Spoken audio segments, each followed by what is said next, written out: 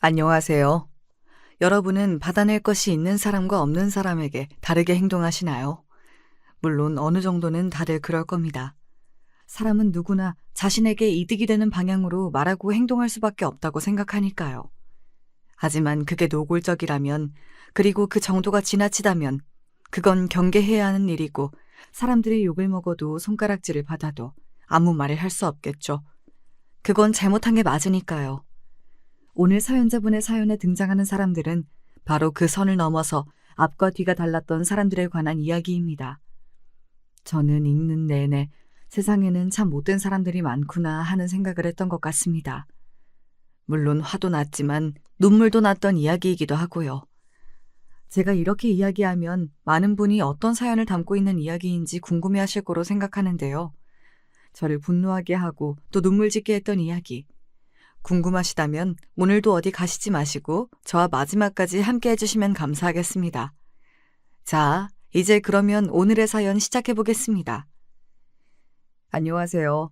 저는 경기도에 사는 50대 여성입니다. 오늘 저는 이곳에 굉장히 슬프고도 화가 나는 이야기를 해드리려고 이렇게 펜을 들었습니다. 이런 일은 보다 많은 분이 알아주셔야 하는 일이라고 생각했거든요. 저는 시어머니와 사이가 아주 좋았습니다. 보통 딸 같은 며느리, 엄마 같은 시어머니라는 말을 거짓말이라고들 하잖아요. 저도 그게 완전히 같아질 수는 없다고 생각은 하지만 그래도 저와 저희 시어머니는 어느 정도는 그 말에 맞는 관계였어요. 시어머니는 딸이 없었고 저는 엄마가 없었거든요. 남편은 삼형제 중 막내였는데 형들이 다들 엄청나게 잘나서 치여가며 자랐다고 했습니다. 당연시 아주버님들은 다들 결혼도 잘 하셔서 제 손이 똥서인 동서들은 괜찮은 집안의 사람들이긴 했어요. 대단히 부자고 돈이 많다 이런 건 아니지만 그래도 어디 가서 아쉬운 소리 하지 않고 살 정도는 다들 됩니다.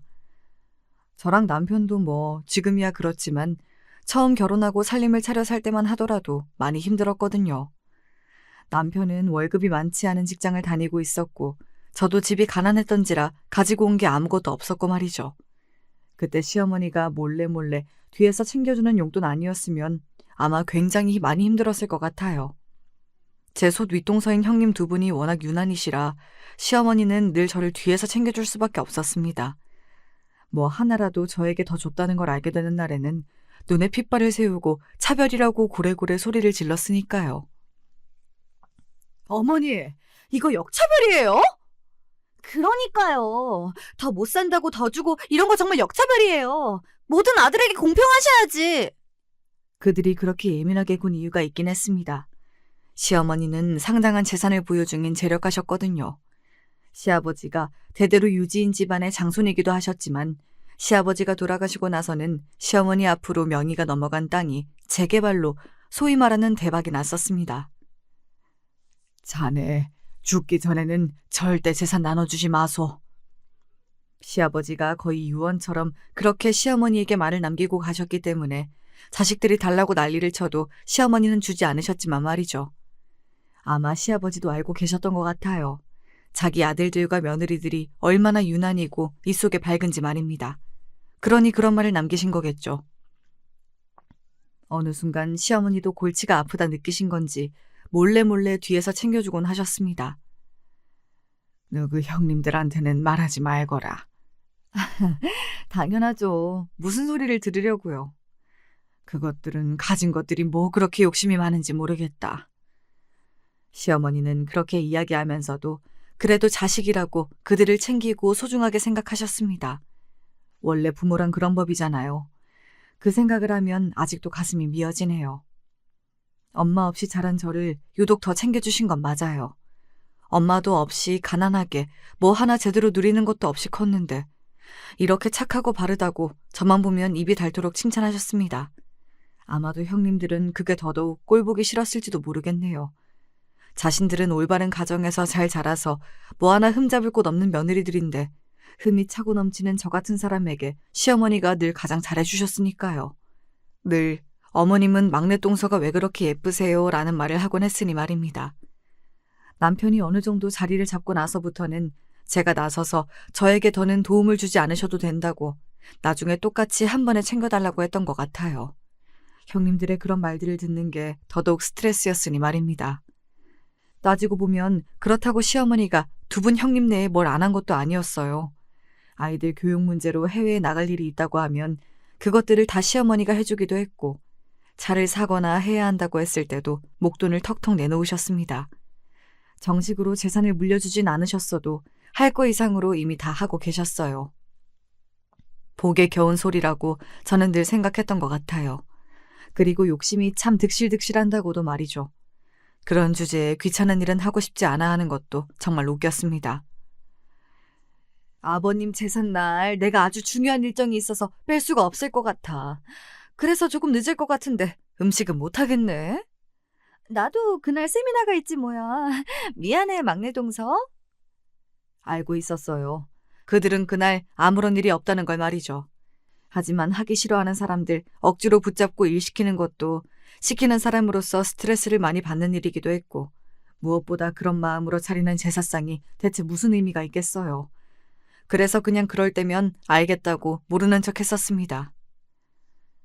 네가 드센 형님들 사이에서 고생이 많다. 아니에요. 저도 형님들 없는 게 더 편해요. 그래도 너무 미워하지는 말거라. 어쨌든 한 가족 아니니. 시어머니는 그런 분이셨습니다. 그래도 가족끼리는 잘 지내는 게 좋은 분 말이죠. 워낙 좋은 분이라 남한테 험한 소리도 잘 못하셨고, 며느리들이 자신을 귀찮아해도 그럴 수도 있다고 여기는 그런 분 말이죠. 그래서 나중에 제가 더더욱 분노를 했던 것 같아요. 그런 분에게 그럴 수 있다는 게 너무 화가 나서 말이죠. 시어머니에게 이상한 증상이 느껴진다고 가장 먼저 깨달은 것도 저였습니다. 뭐 그럴 수밖에 없긴 했어요. 다들 시어머니에게는 관심조차 없었고 자주 찾아뵙지도 연락을 해오지도 않았으니까 말입니다. 저 말고는요. 음식물 쓰레기를 내가 여기다 올려놨던 것 같은데.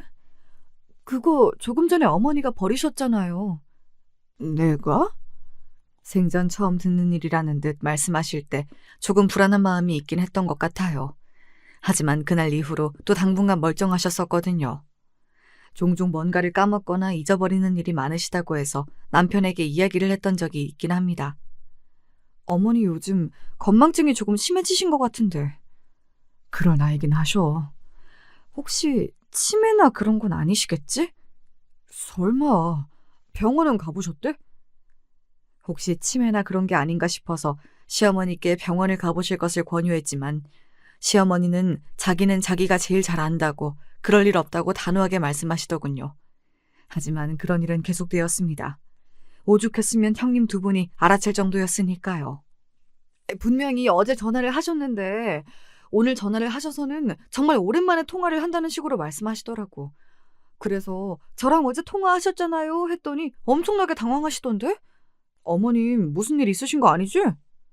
어머, 형님한테도 그러셨어요? 저한테도 갑자기 전화해서는 반찬 보내준다고 하셔서 알겠다고 했는데 하도 안 와서 연락드렸더니 자기가 언제 그랬냐고 하시던데? 둘이 함께 그런 이야기를 주고받더니 사뭇 진지하게 이런 결론에 도달하더군요. 치매 아니야?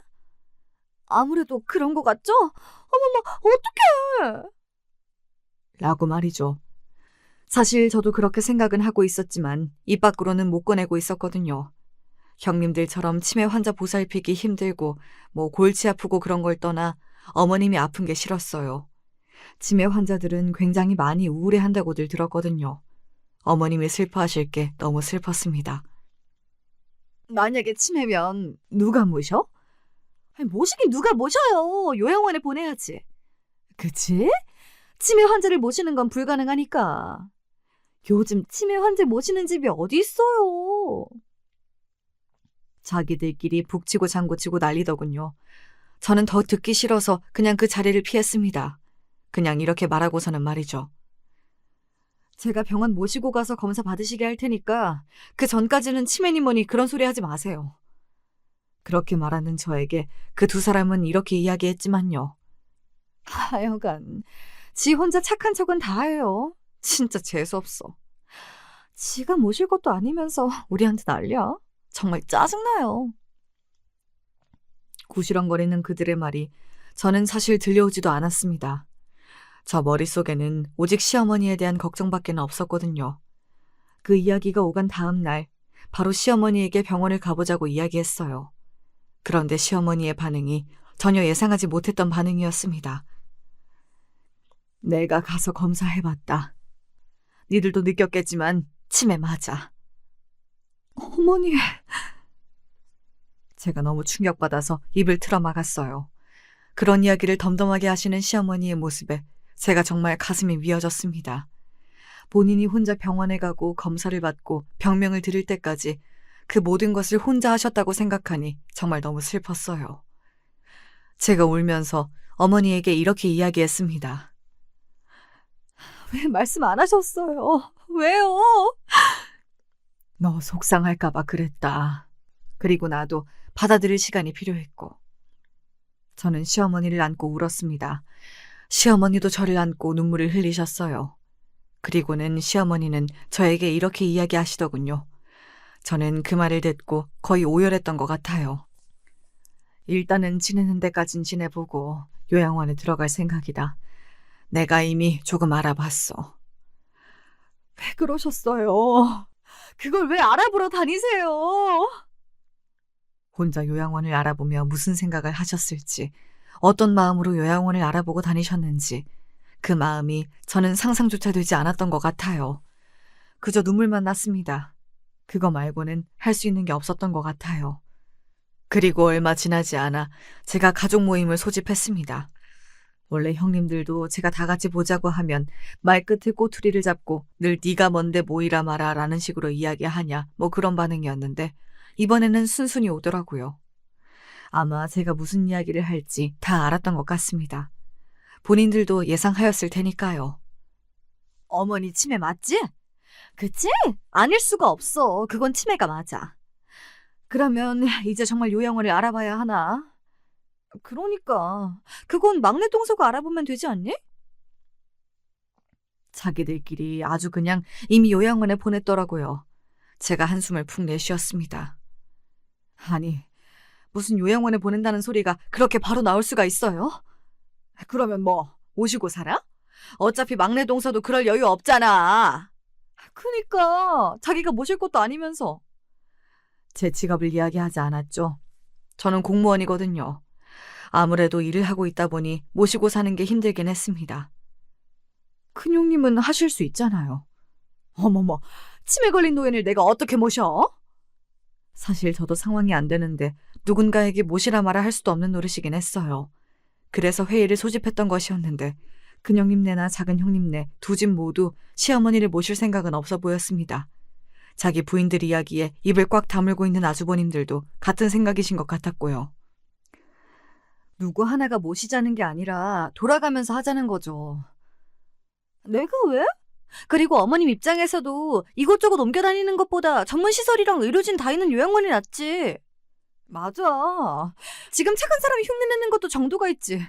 그게 더 나은 거라는 걸 왜 몰라? 사서 소용없는 짓을 왜 하느냐고.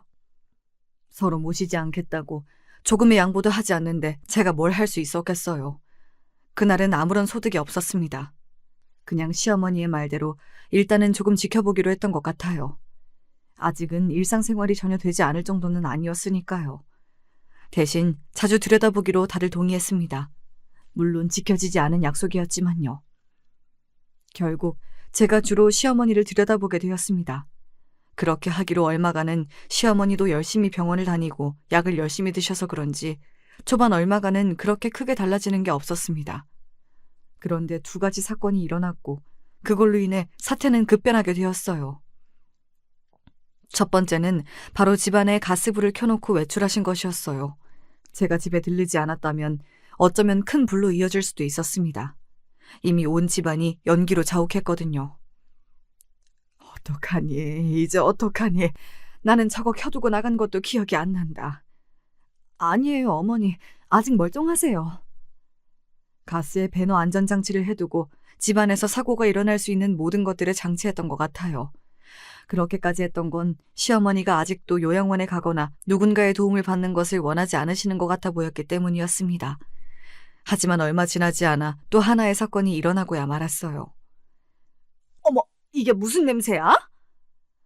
그 이후로 시어머니 댁에 거의 오지 않은 큰형님이 정말 웬일로 과일을 사서 들고 시어머니 댁을 온 날이었어요. 하필 그날 말입니다. 어머님! 지금 여기서 뭐 하세요? 바로 시어머니가 화장실이 어딘지를 순간적으로 기억하지 못해서 바지에 대변을 보신 거였어요. 그리고 방바닥에 주저앉아서 아무것도 하지 못하고 계셨고 말이죠. 큰형님은 자기가 해결할 생각은 하지 않고 바로 저에게 전화했습니다. 시어머니는 그 상태로 가만히 앉아서 제가 올 때까지 온몸에 똥을 묻히고 계셨고 말이죠. 그런 시어머니를 씻기면서 저는 정말 많은 생각을 했던 것 같아요. 이래도 누구더러 못이라는 소리가 나와? 큰형님은 저를 향해 소리를 질렀습니다. 본인은 손가락 하나 까딱하지 않아 놓고 소리만 지르는 꼴이 정말 보기 싫었어요. 어머니 이제 막 잠드셨어요. 소리 좀 낮추세요. 아이고, 세상 효분하셨네. 효분하셨어. 그리고 본인이 모시고 사는 것도 아니고 오늘도 손 하나 까딱 안 하고 저 올 때까지 가만히 서서 보고만 있어놓고 뭘 한 게 있다고 화를 내긴 내세요? 뭐? 지금 동서 말 다 했어? 자기가 좀 했다고 유세 떠는 거야? 네. 그러니까 형님도 좀 하세요. 손 하나 까딱 안 하는 사람한테 이런 말까지 듣고 있을 이유 없으니까. 그런 제 말에 어머머 거리기만 할 뿐 큰형님은 별다른 말을 하진 않더라고요. 그러고는 민망했는지 윗사람에게 말버릇이 그게 뭐냐는 말만 하고서는 그냥 가버렸습니다. 오늘 어머님 일 있었다며? 집으로 가자마자 남편이 그러더군요. 제가 이야기한 적도 없고 시어머니가 이야기한 것도 아닐 테니 범인은 단 한 명밖에 없기는 했습니다. 큰아주버님이 그래? 진짜 그 인간은 말 전하는 건 세상에서 제일 빠를 거다 아마. 당신이 고생 많았네. 아니야, 나는 괜찮아. 근데 아주버님이 별말은 안 하셔? 다시 한번 만나서 이야기를 제대로 해봐야 하지 않겠냐고. 피한다고 피할 수 있는 문제가 아니긴 했습니다. 그래서 만나기로 했어요. 저는 거기서 시어머니의 거처에 관한 이야기를 주로 할 거로 생각했거든요. 요양원에 모실지 어쩔지 하는 문제 말입니다. 하지만 아니었어요. 어머니 상태가 이렇게 급하게 안 좋아지실 줄은 아무도 몰라서 미처 이야기하지 못했다. 정리할 건 해야지. 무슨 정리 말씀하시는 거예요? 어머님 재산 말이다. 시어머니의 재산이 아직 정리되지 않은 상태였거든요. 시어머니가 상태가 어떤지에 대한 걱정과 그리고 앞으로의 거처에 대한 고민은 하지도 않는 것 같은 그 태도에 질렸던 게 기억이 납니다. 적어도 저는 큰아주버님은 그래선 안 된다고 생각했어요. 예전에 시어머니에게 이런 말을 들었던 적이 있었습니다. 내가 우리 큰아들 살리려고 정말 별의별 짓을 다 했었는데. 왜요? 큰아주버님 머리 아프셨어요? 희귀병이라고 병명도 모른다고 그런데 애는 아프다고 맨날 잠도 못 자지. 내가 속이 얼마나 새카맣게 타들어가는지 모른다. 그때 병원에서 10살 넘기기 힘들 거라고 그랬는데 기적이지, 기적이야. 시어머니가 밤낮으로 자지도 않고 간호하고 어디 좋다는 병원 있으면 전국 방방곡곡 다니지 않은 곳이 없다고 했습니다. 시아버지도 살아 계셨을 적에 큰아주버님께서 너는 네 엄마가 살린 목숨이다. 뭐 그런 말을 굉장히 자주 하시곤 하셨어서 저희 집안 식구라면 누구나 다 아는 사실이었어요. 재산을 뭘 어떻게 정리를 하자는 건데요? 남편이 무표정한 얼굴로 낮은 목소리로 말했습니다.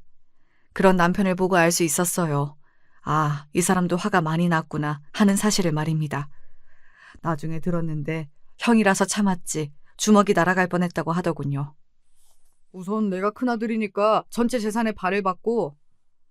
그리고 뒤이어 나온 말도 그냥 웃음이 나왔습니다. 그 와중에 욕심이 득실득실해 보이는 그 말에 말이죠. 저는 속으로 그건 안 될 텐데 하고 생각하긴 했어요. 둘째 형님 내서 가만히 있지 않을 거라고 생각했으니까요. 그리고 제 예상이 맞았습니다. 걔 무슨 소리세요? 형님이 반을 가져간다니. 내가 첫째니까 당연한 거 아니냐? 큰아주버님의 그 말에 저도 화가 나긴 했습니다. 물론 작은아주버님과는 다른 이유로 말이죠. 도대체 자기가 첫째라서 어머님한테 한 게 뭐가 있다고 이럴 때만 첫째 타령을 하는 건지 기가 막히더군요. 아니, 그게 무슨 말이에요? 그러면 형님이 어머님을 모시기라도 할 거예요? 내가 왜 모셔? 아무것도 하는 것도 없으면서 첫째라는 이유 하나만으로 돈은 더 가져가겠다? 그거 너무 양심 없는 거 아니에요? 뭐? 너 지금 형님한테 말 다 했냐? 이럴 때만 형님이지 아주. 형님이 형님이라서 한 게 뭐가 있다고 돈을 더 가져간다는 거요? 오히려 형님이라고 누리는 것만 더 많았으면서 어머님 재산도 반이나 가져가시겠다? 나는 절대 동의 못해요.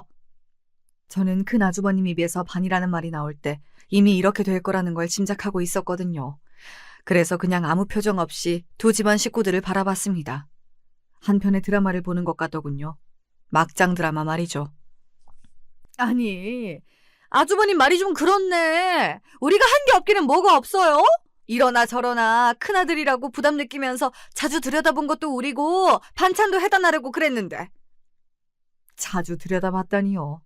뭐 둘째 형님네보단 그랬을 수도 있겠죠. 그런데 그건 지나가던 개도 웃을 이야기였습니다. 들여다볼 때도 과일 같은 거 사와서는 주고 가는 정도였어요. 길게 있으면 1시간? 그냥 얼굴 비추는 정도였습니다. 게다가 반찬이라니 정말 기가 막히더군요. 다 사왔고 그마저도 1년에 한두 번 있는 일이었습니다. 저 사람들이 대체 무슨 소리를 하는 건지 저는 가만히 팔짱을 꼈습니다. 고작 저희보다 몇 번 더 들여다본 정도로 재산을 반이나 가져가시겠다고요? 형님은 대체 양심이 어디 붙어 있는 거예요? 뭐? 동서 지금 말 다 했어? 아주 그냥 위아래가 없구만 없어. 형님이 형님 같지 않은데 무슨 위아래를 찾아요? 뭐? 너 지금 말 다 했냐? 그때였어요. 남편이 갑자기 앞에 있던 테이블을 정말 큰 소리가 나게 내리쳤습니다. 쾅 하는 소리와 함께 모두의 입이 다물어졌어요. 그러고는 그 모든 시선이 남편에게로 향했습니다. 저도 놀라서 남편을 바라봤어요. 다들 시끄러워요. 이게 무슨 추태입니까? 원래 남편은 어지간해서는 화를 내지 않는 사람이었거든요. 큰 소리가 나는 것도 본인이 내는 것도 싫어하는 타입이었어서 정말 큰일 아니면 본인이 다 손해를 보고 마는 타입이었습니다. 뭔가 조금의 이득을 위해 물고 뜯고 하면서 싸우는 것을 좋아하지 않기도 했고 말이죠. 아마 그래서 아주버님 두 분은 본인들끼리 정리가 되면 남편은 순순히 따라올 거라고 생각했을 거예요. 그래서 남편의 그런 행동에 굉장히 놀란 것처럼 보였습니다. 너는 갑자기 왜 그러니? 말로 하지 왜 테이블은 내려치고 그래? 두 사람은 그렇게 이야기하면서 남편의 눈치를 보더군요. 그때는 정말 한편의 코미디 영화를 보고 있는 것 같은 기분이 들었던 것 같아요. 지금 어머니가 아프신데 자식들끼리 재산 나누는 걸로 이렇게 싸우는 게 말이 된다고 생각하세요? 한 푼이라도 더 받겠다고 형제들끼리 이러는 거 진짜 부끄럽지도 않으시냐고요. 형님들이 전에 그랬던 적 있죠? 아버지가 왜 돌아가시면서 우리한테 안 나눠주고 어머니한테 다 주셨는지 그 이유를 정말 모르시겠어요? 그러니까요. 이 정도면 7살 먹은 어린애도 알겠다고 생각했습니다. 저렇게 욕심이 득실득실하고 돈밖에 모르는 인간들에게 주는 게 싫으셨던 거겠죠. 주고 나면 부모는 모른 척하고 어디다 내다버릴 수도 있는 인간들이라고 생각하셨을 테니까요. 무슨 소리를 하는 거냐? 그나주버님이 애써 모르는 척 그렇게 말했습니다. 아버지가 예전에 한번 저 불러다가 이렇게 말씀하신 적이 있으세요. 그건 저도 모르는 이야기였습니다. 정말로 처음 듣는 소리였어요. 마음 같아서는 저한테 다 물려주고 싶은데 그래도 저것들도 자식이라고 그러지는 못하겠고 니들 어머니한테 다 주는 이유는 너도 알다시피 두 녀석 다 아직 정신을 못 차린 것 같아서 그런 거라고. 다 줬다가 니네 엄마 모르는 척 팽개칠 것 같아서 어머니한테 무기로 주는 거니까 너무 서운해하지 말라고요. 아마 아주버님 두 분 다 짐작은 어느 정도 하긴 했을 겁니다. 왜 아버지가 자신들에게 재산을 물려주지 않았는지 말이죠. 하지만 그렇게 직접적으로 듣는 건 조금 충격이긴 했을 거예요. 그리고 조금은 부끄러운 마음이 들긴 했겠죠. 속이 완전히 꿰뚫린 거니까요. 아버지가 정말로 너를 불러다가 그런 이야기를 하셨다고? 네. 그리고 유언장도 작성하셨었어요. 유언장? 어머니랑 같이요. 시어머니의 유언장이 있다는 사실은 모두가 그날 처음 들은 소리였어요. 어머님 유언장도 있다는 말씀이세요? 네. 그러니까 우리끼리 여기서 이러고 있어봐야 아무런 소용이 없다는 말이에요. 그 네 사람은 그제야 입을 다물더군요. 그 꼴 또한 정말 우스워서 누군가에게 보여줄 수 있다면 보여주고 싶어질 정도였습니다. 그리고 며칠 지나지 않아 바로 시어머니의 유언장이 공개되었어요. 애초에 사망하거나 유사시 공개를 하기로 했었고 지금은 유사시라고 변호사도 생각한 것 같더라고요. 바로 공개가 되었습니다. 동산과 부동산을 포함한 재산 총 80여억 원을 3등분해서 똑같이 증여한다. 결론적으로는 그렇게 쓰여 있었습니다. 아니, 3등분이라니. 이거 어머니 제정신일 때 쓰신 거 맞아요? 그러네. 멀쩡하지 않을 때 쓰신 거면 효력이 없는 거 아니에요? 그쵸? 정말 그 무슨 말도 안 되고 패륜적인 말이냐고요. 저 같으면 제가 부모에게 그 정도로 잘하지 못했다면 3등분 해준다고 하는 것도 굉장히 감사하고 감동하였을 것 같거든요. 본인들도 본인들이 잘하지 못했다는 걸 알고 있었습니다. 그러니까 뭘 했냐는 남편의 말에 입을 다물었던 거라고 말이죠. 그런데 안 준다는 것도 아니고 준다는데, 그것도 덜 준다는 것도 아니고 공평하게 나눠준다는데 그렇게 노발대발할 수가 있느냐는 말입니다. 제가 그 문제에 있어서 그날 처음으로 입을 열었던 것 같아요. 대체 양심들이 있으신 거예요? 없으신 거예요? 지금 어머님이 아프신 걸로 그런 이야기가 나와요? 해도 정도가 있지. 자식 맞냐고요? 제가 다 눈물이 나올 것 같았습니다. 지나간 시어머니의 세월이 너무 아깝고 그 마음을 하나도 몰라주는 자식들이 너무해서 말이죠. 시어머니가 정말 불쌍하다는 생각이 들더라고요. 하지만 양심이 없는 사람들이라 그런지 제 말에도 아랑곳하지 않았습니다. 지금 나한테 소리 지른 거야? 막내 똥서 정말 위아래가 없네? 위아래 있으신 분이 어머님을 두고 그런 소리를 해요? 지금 어머님 여기 안 계시잖아요. 안 계시면 그러면 해도 되는 거예요?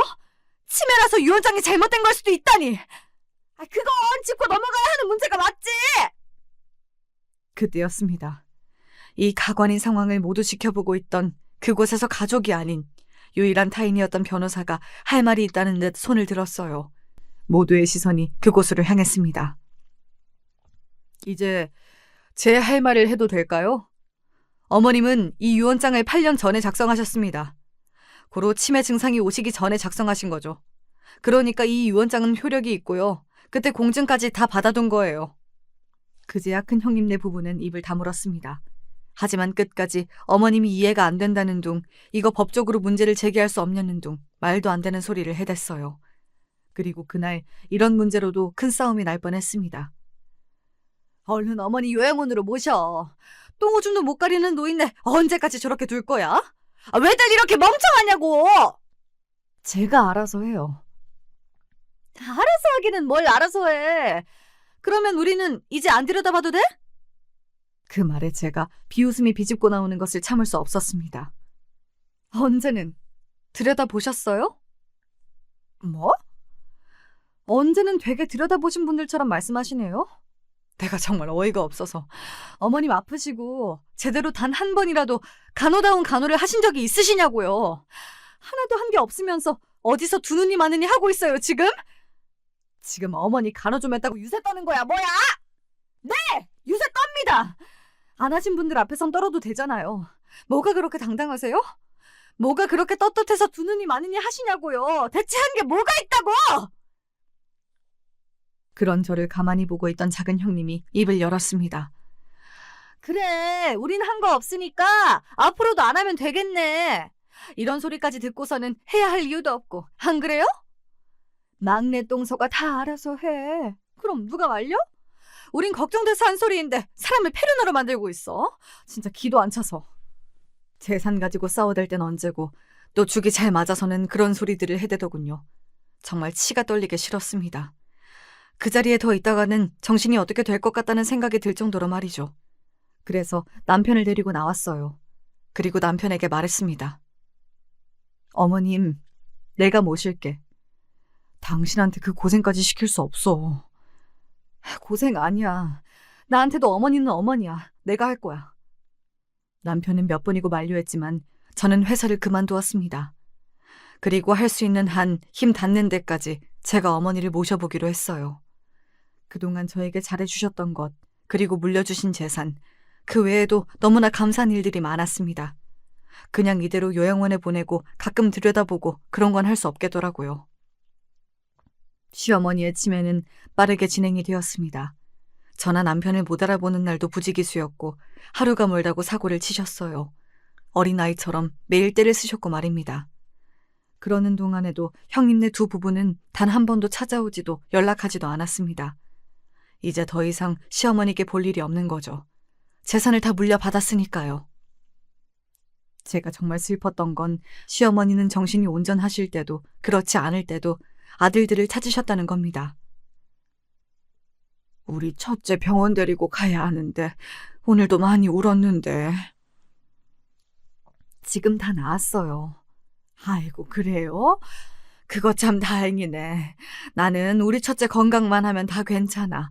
내가 대신 아프라면 대신 아프고 대신 죽으라면 대신 죽어요. 아이고, 다행이네. 다행이야. 그렇게 이야기하는 시어머니를 보고 얼마나 울었는지 몰라요. 그리고 제정신이실 때는 어딘가 굉장히 생각이 많고 우울한 얼굴로 아들들을 찾으셨습니다. 둘째는 오늘도 연락이 없냐? 내가 보고 싶다고 이야기 전해달라고 했잖아. 오신대요, 곧. 정말이냐? 언제 온다든? 그럴 때면 저는 이렇게 거짓말을 할 수밖에 없었습니다. 금방 다시 잊고서는 다른 말을 하는 시어머니가 어쩌면 다행일 수도 있다고 생각하면서 말이죠. 이제 시간이 조금 지나서 이런 이야기를 하면 울지 않을 줄 알았는데 지금 다시 사연을 쓰면서도 눈물이 주르륵 흐르네요. 부디 이 사연을 들으시는 분들은 부모님께 잘하시기를 바랍니다. 부모의 마음은 정말 자식이 미처 다 헤아릴 수 없는 거더라고요. 그런데 어느 날 그 두 부부가 찾아왔습니다. 저는 정신을 차린 건가 했어요. 그런데 아니었습니다. 어머니 앞으로 땅이 하나 있다는 걸 알게 됐는데 이거 너도 알고 있었어? 그게 무슨 소리세요? 땅이라뇨? 저와 남편은 정말 영문을 모르겠다는 얼굴로 그들을 바라봤습니다. 하지만 어디서 무슨 소리를 듣고 왔는지 큰형님네 부부와 작은 형님네 부부는 잔뜩 화가 나 있는 상태였어요. 어머님 앞으로 고향에 땅이 있다잖아. 그리고 그 땅이 지금 재개발이 돼서 20배가 뛰었다는데 너 알고 있었지? 알고 있으면서 모른 척했지? 아니, 저는 지금 처음 듣는 이야기인데 무슨 소리를 하시는 거냐고요. 막내 도련님 그렇게 안 봤는데 사람이 정말 야갔네, 야갔어. 이렇게 뒤로 딴 주머니를 차려고 했다고? 우리가 그걸 가만히 두고 볼 줄 알았어요? 아니, 정말로 저희는 몰랐습니다. 그 두 부부의 말에 의하면 시어머니 앞으로 되어 있는 땅이 재개발 이슈로 20배가 뛰어서 지금 근 40억가량 한다고 하더군요. 그런데 정말 저희는 몰랐거든요. 땅이 있는 것도 몰랐습니다. 진짜 연기 엄청나게 잘한다. 그거도 제대로 나눠야지. 무슨 소리야? 그건 우리 거지. 아니, 형수님, 그게 어떻게 형님네 거예요? 공평하게 이것도 나눠야지. 공평 같은 소리 한다. 원래 고향 선산이나 땅은 큰아들이 물려받는 거 몰라? 너는 조용히 있어. 뭐예요? 그런 게 어딨어요? 막말로 그게 법도 아니고. 야! 제가 다시 돈으로 그렇게 추하게 싸워대는 걸 볼 거로 생각하지 않았는데 또다시 그런 일이 생기더라고요. 하지만 이번에는 상황이 달랐습니다. 방 안에 시어머니가 계셨거든요. 혹시라도 들으실까봐 전전긍긍하게 되더라고요. 생전 찾아오지도 않던 아들들이 돈 문제에 득달같이 달려오신 게 얼마나 상처시겠어요. 그때였습니다. 야! 이 개자식들아! 엄청나게 큰 소리와 함께 시어머니가 계시던 방문이 열렸습니다. 저는 시어머니가 그렇게 큰 소리로 누군가를 향해 욕을 하는 것도 놀랐지만 최근에 계속 상태가 좋지 않았었는데 벌떡 일어나셔서 나오신 게 더더욱 놀라웠어요. 아니, 어머님. 나 치매 걸린 거 아니다, 이 연놈들아. 시어머니는 그렇게 이야기하며 무언가를 그 부부를 향해 던졌습니다. 그리고 그걸 받아든 그 두 부부의 얼굴이 하얗게 질렸어요. 저도 뭔지 궁금하더라고요.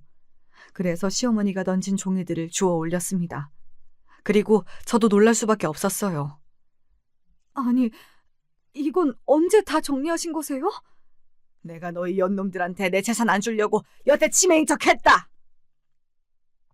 사실 함께 지낸 저는 그 말을 믿진 않았지만 시어머니를 거의 보지 못해서 단편적인 부분들만 보고 들었던 그 두 부부들은 믿을 수밖에 없었습니다. 왜냐하면 시어머니가 던진 자료들이 치매 환자가 마련했을 거라고 생각되는 것들이 전혀 아니었거든요. 그것들이 뭐였냐면 그동안 시어머니를 방치했던, 모시지 않으려고 서로 떠넘겼던 대화의 내용들과 그리고 유언장에 적힌 재산을 물려받은 뒤에 연락 한번 하지 않았던 증거 자료들, 그리고 마지막으로는 그러한 이유로 큰아들과 둘째 아들에게 그 땅을 주지 않고 막내 아들 앞으로 명의를 이전한다는 서류들이었어요. 아니, 어머니 이걸 어떻게... 그보다 정말 치매가 아니셨다고요? 그래, 이 버러지 같은 것들아. 어떻게 그럴 수가... 아니, 그게 말이 돼요? 대체 왜? 너희가 나를 버리는지 아닌지 궁금했다. 왜? 시어머니가 그렇게 이야기하자 모든 사람이 입을 다물었습니다. 시어머니는 계속해서 말을 이어나가셨어요. 니들 아버지가 죽기 전에 나를 불러서 그랬다. 큰애랑 둘째는 아무래도 재산을 주기에는 영 찝찝하다고. 그렇다고 막내만 주면 막내가 괴롭힘 당할 게 뻔해서 자기는 해결하지 못하고 가니 당신이 잘 좀 해결해 달라고. 시아버지가 그렇게 말씀하셨다는 것도 저는 그날 처음 들었던 것 같아요. 그리고 왜 그토록 끝까지 재산을 자식들에게 증여하지 않으셨는지도 한 번에 알게 되었습니다. 자신의 자식들이 이런 인간들이라는 걸 시아버지는 아셨던 거죠. 나이를 1살, 2살 먹고 죽을 날이 다가올수록 니들 아버지가 그때 해준 이야기가 머릿속에 떠올라서 잠도 못 자겠더구나. 그런데 텔레비전 드라마를 보니까 어떤 할머니 하나가 이런 방법으로 자식들을 시험해보는 장면이 나와서 나도 해봐야겠다 한 거다. 그 말에 모두 벙쪄서 시어머니만을 바라봤습니다. 저는 사실 어머님이 아프신 모든 과정을 옆에서 다 봐왔기 때문에 시어머니가 말씀하시는 모든 말을 다 믿을 수 없었거든요. 그건 남편도 마찬가지인 듯 보였고 말이죠. 어머니, 죄송해요. 저희가 그러려고 그런 게 아니라. 아니, 형님이 가만히 있으면 막내 동서가 다 알아서 할 텐데 우리는 나서지 말자고 저한테 먼저 말씀하셨다니까요. 어디서 내 탓을 해! 요양원 먼저 알아본 건 동서잖아! 저는 알아만 봤죠! 그게 그거지! 진짜 너무 추하다는 생각밖에 들지 않던 찰나였습니다. 그만들 못해! 니들 여기서 조용히 닥치지 않으면 이미 줬던 것도 다 반환 소송할 테니 그런 줄 알아라! 네, 그랬습니다.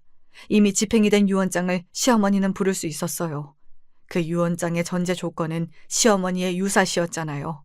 시어머니가 치매가 아니라면 그 전제 조건이 깨지게 되는 거니까 이미 받은 재산을 토해내야 했습니다. 그걸 들은 큰형님네와 작은형님네 부부가 사색이 되는 게 보였어요. 어머니, 죽을 죄를 지었습니다. 저희가 잘못했어요. 그래도 자식이니까 한 번만 용서해 주세요. 태도를 싹 바꿔서 울고불고 하며 비는 그들의 모습을 보고 정말 환멸을 느꼈던 것 같아요. 한참을 그렇게 빌었을까요? 시어머니는 결국 각서를 받아내고서는 그들을 돌려보냈습니다. 바로 땅을 포함해 시어머니 앞으로 남겨진 모든 재산을 저희가 받는다는 것, 그리고 그것에 그 어떤 토를 달지도 않겠다는 것, 그 내용이 담긴 각서였어요. 두 분 아주버님은 끝까지 설득하려 했지만 시어머니는 설득이 되지 않았고 이미 받은 돈을 지켜야겠다는 마음에서 두 사람 다 각서에 사인을 했습니다. 이거 꼭 김 변호사한테 가서 공증받아라. 알겠냐? 어머니, 그게 정말 연기였다고요? 그렇게 멀쩡한 모습을 보여주니 저희도 정말 시어머니가 여태 연기를 했나 싶더라고요.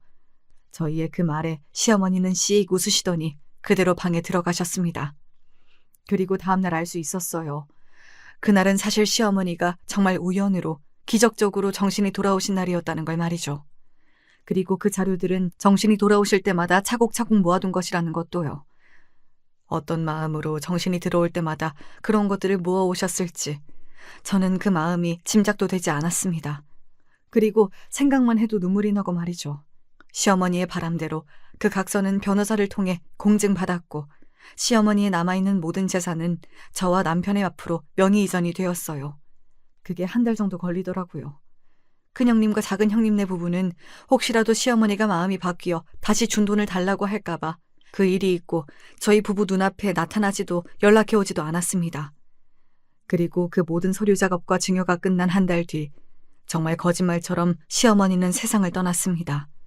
마치 모든 일을 다 해결한 사람처럼 말이죠. 저는 정말 엄청나게 많이 울었던 것 같아요. 몇 번을 울다가 실신했는지 기억도 나지 않습니다. 큰형님네와 작은형님네 부부는 시어머니가 돌아가시고 나서 정말 그때 멀쩡했던 게 맞는지, 그리고 그 재산을 다시 나눠받을 수 없는지를 계속 알아보고 자기를 나름대로 수를 쓰고 다녔지만 방법이 없는 듯 했어요. 나중에는 저희에게 제발 좀 나눠달라고 사정하더군요. 남편은 절대 그럴 수 없다고, 형님들이 괘씸해서 자기가 누구한테 기부하면 했지 형님들한테는 안 줄 거라고 딱 잘라 말하고 나서야 거의 연을 끈다시피 하며 그 모든 것들이 정리되었습니다. 인과응보라는 말을 아시나요? 그리고 업보라는 걸 믿으시나요? 사실 저는 그 전에는 믿지 않았습니다. 주변에서도 그렇고 정치인들이나 재벌들을 보면 나쁜 짓을 하고 도덕적이지 못한 행동을 하는 사람들이 더 잘 되더라고요. 착하게 사는 사람들만 손해를 보는 세상이라고 생각했으니까요. 그런데 제가 그 말이 그래도 어느 정도 맞는 말일 수도 있겠다고 생각하게 된 사건이 2개 있었습니다. 큰 형님네와 작은 형님네에 공평하게 하나씩 말이죠. 그것도 참 신기한 것 같아요. 우선 큰 형님네는 사고가 있었습니다. 뺑소니 사고라고 했어요. 한밤중에 술을 마시고 길거리를 걷던 큰 형님이 사고를 당한 겁니다. 제법 큰 사고였어요. 다행히 목숨에는 지장이 없었지만 머리를 크게 다쳐서 그 후유증으로 한쪽 팔과 한쪽 다리를 제대로 쓰지 못하게 되셨습니다. 그래서 옆에 사람이 늘 붙어 있어야 했고 말이죠. 하지만 큰 아주버님은 물론 조카들 그 어느 하나도 큰형님을 돌보려 하지 않는다는 말을 전해 들었어요. 하루아침에 사람이 그렇게 된 거니까 안타깝기도 했지만 이제는 시어머니의 심정을 조금이나마 알겠네 하는 생각이 들 수밖에 없었습니다. 병문안을 갔을 때 큰형님이 저에게 이렇게 이야기하더군요. 내가 이러고 누워있는 거 보니까 고소해? 라고 말입니다. 뭐 전혀 그렇지 않다면 그건 거짓말이겠지만 그래도 사람이 하루아침에 그런 사고를 당해 장애를 가지게 되었는데 그런 마음만 있다는 것도 거짓말이었어요. 그래서 저는 솔직하게 이야기했습니다. 그런 마음이 아예 없다면 그것도 거짓말이긴 하겠죠. 그래도 아파서 누워있는 사람 대상으로 그렇게까지 생각하고 싶진 않고 다만 시어머니 마음이 어떨지 한 번이라도 생각해 보셨으면 좋겠어요. 치매랑 이거랑 같아? 아직도 그런 말이 나오는 거 보니 정신 못 차리신 것 같네요.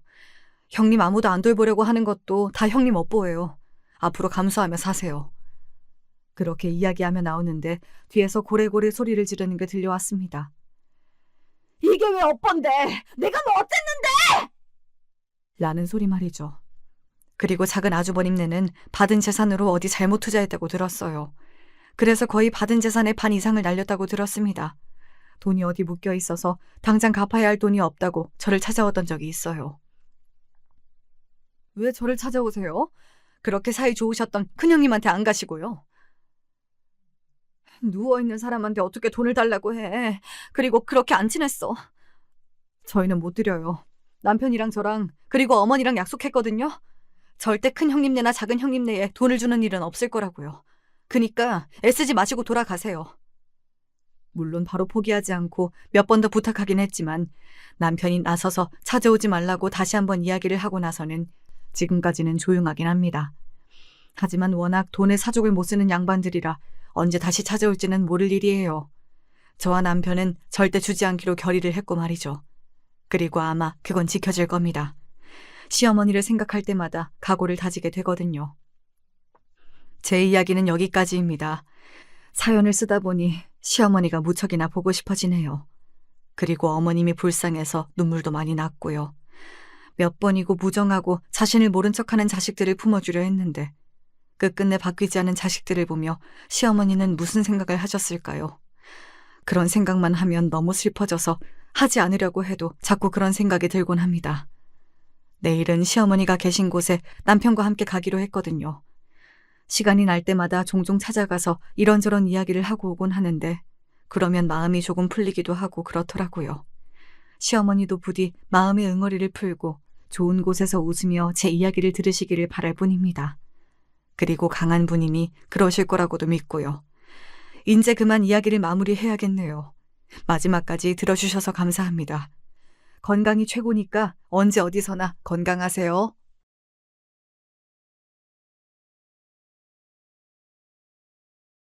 안녕하세요. 전 경기도에 살고 있는 30대 후반 여성입니다.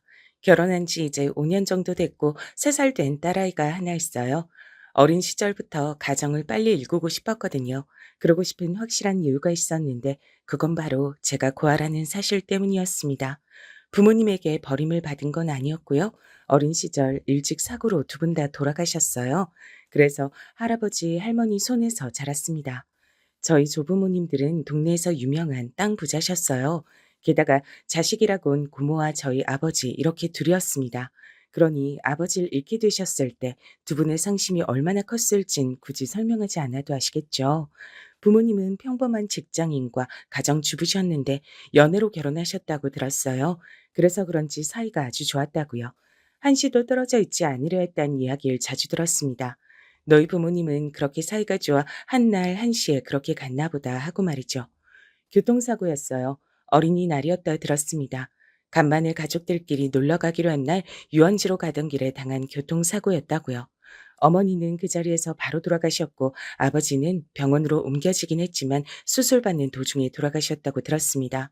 음주운전 차량이 앞좌석 쪽을 덮치는 바람에 뒤에 안전띠를 하고 앉아있던 전 상처가 크지 않았어요. 그때가 제가 5살, 6살 무렵이었는데 아무 기억도 나지 않습니다. 어릴 때 부모님과 제가 함께 있었던 것 같은 그림들이 간혹 떠오르긴 해도 거의 기억이 없어요. 전 기억하는 모든 순간에 부모님이 없었습니다. 그런 저를 조부모님들과 고모는 무척이나 안쓰러워하셨어요. 다행히 좋으신 분들이었던지라 구박이나 눈칫밥을 먹으면서 자라진 않았습니다. 하지만 부모님이 없으니 그것에 대한 자격지심이나 다른 아이들을 부러워하는 마음이 들었던 건 어쩔 수 없었던 것 같아요. 할머니, 할아버지가 혹시 속상해하실까봐 한 번도 티를 낸 적은 없었지만 말입니다. 조부모님은 두 분 다 제가 결혼을 하기 전에 돌아가셨습니다. 사실 일찍 결혼하고 싶은 이유 중에 하나도 그거였어요. 두 분이 살아계실 때 결혼을 꼭 하고 싶었거든요. 하지만 사람의 일이라는 게 마음먹은 대로 되지 않잖아요. 일찍 하고 싶었는데 인연을 제대로 만나지 못해 결혼이 늦어졌어요. 한때 저는 참 사람 운이 없다고 생각했던 적이 있습니다. 연애하면 죄다 이상한 놈들 뿐이고 결혼 날을 잡아놓으면 뒤에서 바람이 나고 그런 식으로 여러 번 배신을 당하거나 속았어요. 저는 그 이유 중 하나가 바로 제가 가진 돈 때문이라고 생각했습니다. 조금 전에 말씀드렸듯 저희 조부모님들은 동네에서 유명한 땅 부자셨어요. 당연히 저에게 물려주신 재산도 상당했고 말입니다. 전 그걸 딱히 숨기지 않았어요. 사실 숨길 이유가 없는 일이긴 하잖아요. 근데 그러다 보니 그걸 이용하고 또 그것 때문에 접근해 오는 사람들을 많이 만났습니다. 부모가 없고 물려받은 재산만 많은 여자. 여기저기서 그 이유만으로 저에게 접근해 오는 사람들을 여러 번 겪고 나니 어느 순간부턴 연애하거나 친구를 사귈 때 제 재산에 대해서 이야기하지 않았던 것 같아요. 그게 사람을 잘 가려내는 방법이라고 생각했던 것 같습니다. 그리고 실제로 그게 맞았고 말이죠.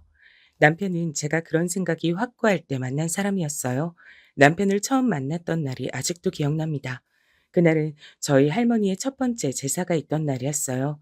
할아버지가 오래된 지병으로 세상을 떠나시고 얼마 지나지 않아 기다렸다는 듯 할머니가 세상을 뜨셨거든요. 저에겐 부모님이나 다름없던 분들이라 정말 고아가 된 듯 세상에 제 편은 아무도 없는 기분에 무척 슬프고 또 할머니가 굉장히 보고 싶던 날이었어요. 평소에 할머니가 무척 좋아하셨던 빵을 사서 들고 할머니가 계신 곳으로 가던 날이었습니다. 그날은 정말 온종일 멍했는데 갑자기 비가 쏟아졌거든요. 그 비가 제 마음 같기도 하고 또 그걸 피할 여력도 없었던지라 가만히 맞고만 있었어요. 우산 없으세요? 그 빵집이 있던 옆 건물이 우리나라에서 알아주는 대기업이었습니다. 그곳에 직원이었던 남편이 점심시간에 밥을 먹으러 나왔다가 멍한 얼굴로 비를 맞고 있는 절 본 겁니다. 전 아무 말 없이 가만히 남편을 바라보기만 했어요. 그런 저에게 남편은 가만히 자신이 들고 있던 우산을 쥐어줬습니다. 나중에 그날 왜 저에게 우산을 줬는지 물어봤더니 정말 곧 죽을 것 같은 얼굴을 하고 서 있어서 도저히 모른 척할 수가 없었다고 하더라고요. 그리고 저는 그날 남편이 꼭 할머니가 보내준 사람인 것 같은 기분이 들었던 것 같아요. 그래서 그 다음 날부터 남편을 찾기 위해 그 주변을 서성거렸고 결국 남편을 만날 수 있었습니다. 남편은 절 알아보지 못했어요. 여기 그날 저한테 주셨던 우산이요. 웬 이상한 여자가 말을 거나 싶은 얼굴로 절 바라보던 남편은 제가 우산을 건네자 그제야 누군지 알겠다는 얼굴로 절 바라봤습니다. 그러곤 이렇게 말했어요. 이걸 계속 들고 다니신 거예요? 절 만날 때까지?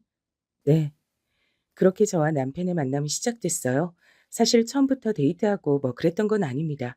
남편은 제가 이상한 사람인 줄 알고 처음엔 피했었거든요. 뭐 당연하겠죠. 그날은 죽을 것 같은 얼굴로 멍하니 비를 맞고 서 있던 여자가 우산을 가지고 다니면서 자기를 만날 때까지 그 주변을 서성거렸다는데 무섭기도 하고 이상하기도 했을 겁니다. 하지만 저는 포기하지 않았고 결국 남편과 차를 한 잔 마실 수가 있는 기회가 생겼어요. 그렇게 대화를 나눠보니 제가 이상한 사람은 아니란 결론을 내리게 됐고 말이 잘 통해서 호감이 생겼다고 하더군요. 남편은 정말 좋은 사람이었습니다. 얼마 만나지 않아 결혼을 하고 싶다는 생각이 들 만큼 말이죠. 만약 내가 결혼을 해서 가정을 일구고 산다면 이런 사람의 아내가 되고 싶었어요. 그래서 청혼도 제가 먼저 했습니다. 남편은 저보다 3살이 어렸거든요. 그래서 사실 그 부분이 조금 걱정되긴 했어요. 혹시나 남편이 부담으로 느낄까 봐서 말입니다. 하지만 남편은 그런 부분을 단 하나도 개의치 않아 했어요. 다만 시어머니가 무척이나 마음에 들어 하지 않으시긴 했습니다. 저희 2사람이 결혼을 약속하고 시댁 어르신들에게 첫 인사를 갔던 날이었어요. 3살이 많다고? 네. 요즘 사람들은 그런 거 아무렇지 않게 생각하고 뭐 그러는 것 같다만 난 구식이라 그게 안 된다. 여자가 나이가 더 많은 건 싫어. 대놓고 제가 나이가 많은 게 싫다고 하시더군요. 뭐 이해가 되지 않는 건 아니었습니다. 그리고 제가 30이 훌쩍 넘은 나이였으니 임신 같은 부분을 걱정하는 것도 당연했고 말이죠. 하지만 저와 남편이 계속해 찾아뵙고 허락을 구했어요. 저는 제가 의리라고 생각했던 것 같아요. 남편을 너무 사랑하기도 했고 또 제가 부모님도 없이 혼자인 것과는 다르게 남편은 위로 형이 있고 아래로는 여동생이 있었거든요. 게다가 집안도 괜찮았고 겉으로 보기엔 화목해 보이기도 했고 말이죠. 물론 제가 돈이 많긴 했지만 그게 전부란 생각을 해본 적도 없고 그리고 제가 그런 곳에는 좀 무감각하기도 했었거든요. 그래서 많이 부족하다 생각했던 것 같습니다. 실제로 시댁 식구들도 다들 그렇게 생각해서 저를 반대한 거라고 말입니다. 조건도 더 안 좋은데 부모님도 안 계시고 나이까지 많은 며느리. 세상 그 어느 부모님이 반가워하겠어요. 반대하시는 마음이 충분히 이해도 됐습니다. 하지만 전 남편을 포기할 수 없었어요. 그래서 을을 자처했습니다. 안 좋은 소리를 하셔도 가만히 듣고 또 시키는 건 뭐든 하면서 말이죠. 그렇게 얼마간의 설득으로 결국 저와 남편은 결혼하게 됐어요. 친구들은 네가 가진 재산을 얘기하면 얼씨구나 하면서 모셔갈 텐데 왜 그렇게 힘들게 돌아가냐 했지만 앞서 이야기했듯 전 그게 그렇게 중요하다고 생각하지 않았거든요. 그렇게 생각한 가장 결정적인 이유는 바로 남편에게 있었습니다. 아, 그 건물이 당신 거라고? 제가 가지고 있는 건물에 대해 이야기했을 때 남편은 정말 별 감흥이 없어 보였거든요. 그게 뭐가 중요하냐는 듯 말이죠. 사실 남편의 그 태도에 남편에 대한 신뢰가 더 커지기도 했고 말이죠. 그래서 제가 가진 재산에 대해 시댁 식구들에게 따로 이야기하진 않았어요. 물어보지 않는데 괜히 먼저 얘기하는 것도 자랑 같기도 하고 또 그걸 얘기한다고 크게 달라지려나 하는 순진한 생각을 했던 것 같아요. 그래서 제 재산에 관한 구체적인 내용은 남편을 제외하곤 시댁 식구들이 아무도 몰랐습니다. 시어머니는 식당을 하셨거든요. 나름 동네에선 장사가 좀 되는 편이긴 했어요. 전 결혼과 동시에 시어머니가 운영하는 식당에서 일을 해야 했습니다. 노는 손도 따모하니 식당에 와서 일이라도 해. 사실 남편만큼은 아니었지만 저도 나름 좋은 대학을 나와서 다니던 회사도 있었어요. 하지만 할머니 할아버지가 돌아가시고 나서 삶의 모든 의욕이 사라졌을 때 도저히 일에 집중을 할 수가 없어서 그만뒀었습니다. 그 이후론 하는 일이 없긴 했어요. 딱히 꿈이나 하고 싶은 것도 없었기 때문에 조부모님들이 물려주신 재산을 쓰면서 허송세월을 보내고 있었거든요. 남편을 만나기 전까진 말입니다. 시어머니는 절 데려다 쓰고 거기 일손을 하나 줄여서 인건비를 낮추겠다는 생각이셨던 것 같아요. 딱히 저에게 월급을 주진 않으셨거든요. 집안일 돕는 건데 월급 같은 건 안 줘도 되지? 뭐 딱히 바라지도 않았고 그 돈이 필요한 것도 아니었지만 노골적으로 속내가 빤히 보이는 그 말엔 기분이 나쁘긴 했습니다. 하지만 내색하진 않았어요. 그리고 군말 없이 시어머니의 식당에서 일했습니다. 시어머니는 좋은 사장님은 아니었어요. 한 푼 두 푼에 전전긍긍하고 혹시나 직원들이 실수로 매출에 영향을 주는 문제가 생기면 작은 일에도 아주 크게 화를 냈습니다. 그리고 항상 돈 했고 말이죠. 시어머니의 식당이 있는 건물의 건물주가 월세를 올린다고 한 번 난리가 났던 적이 있었어요. 그만큼을 감당할 여력이 되지 않아 직원들만 쪼며 성질이란 성질은 다 부리고 있을 때 제가 그 건물을 샀습니다. 물론 시어머니 몰래 말이죠. 그러곤 월세를 낮췄어요. 시어머니를 위해서 한 일은 아니었습니다. 그 식당에서 일하면서 다른 직원분들과 정이 쌓이기도 했었고 하도 성질을 부리시니까 돈 문제가 해결되면 덜하지 않을까 하는 생각에 그렇게 했던 거였어요. 그리고 일시적으로나마 좋아지긴 했었고요. 물론 잠시였지만요. 사실 그 식당에서 계속 일했다면 얼마 지나지 않아 제가 사실은 그 건물의 주인이란 사실을 밝혔을지도 모릅니다. 묻어난 저도 점점 버티기 어려울 만큼 시어머니의 짜증은 날로 심해졌으니까요. 그런 생각을 하고 있을 무렵 제가 임신을 했어요. 나이가 좀 들어서 한 임신이라 병원에선 안정을 취하는 게 좋겠다고 했고 손자에 그 누구보다 진심이셨던 시어머니는 그날로 식당에 나오지 말라고 하시더군요. 그렇게 전 시어머니의 식당을 그만뒀습니다. 그리고 아이를 낳고 나선 아이는 엄마 손에서 커야 한다며 저보고 살림만 잘 살라고 하셨고 말이죠. 뭐 그렇다고 시집살이가 아예 없어진 건 아니었어요. 시어머니가 부르면 나가서 음식을 하고 집 청소를 하고 손님들을 모시고 그런 건 다 제 몫이었습니다. 아까 이야기했듯 남편은 둘째거든요. 위로 형이 있고 당연히 저에게도 형님이 있어요. 하지만 형님에겐 그런 걸 시키지 않았습니다. 형님은 교수였거든요. 남의 시선이나 조건 이런 것들을 중요시 생각하셨던지라 교수인 첫째 며느리를 정말 많이 예뻐라 하셨어요. 당연히 저와는 아주 많이 다른 태도로 말이죠. 대놓고 차별을 하셨습니다.